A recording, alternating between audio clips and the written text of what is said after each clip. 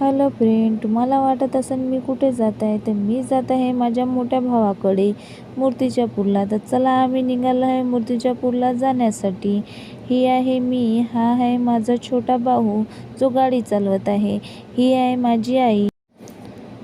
रस्त्याने जाताना आम्हाला लागली होती खूप तहान. मग गेलो आम्ही दादाच्या नवीन घरी. तिथे होतं मस्त नारळाचं झाड. तिथून घेतलं एक नारळ तोडून, मग काढलं त्याच्यामधलं पाणी. मग नारळातून पाणी काढल्यानंतर वहिनीने सर्वात आधी दिलं माझ्या आईला नारळाचं पाणी. मी विचारलं माझ्या आईला, नारळाचं पाणी कसं आहे? आईने म्हटलं मला खूपच गोड आहे म्हणून. मग मी त्यांना म्हटलं मला पण द्या नारळाचं पाणी.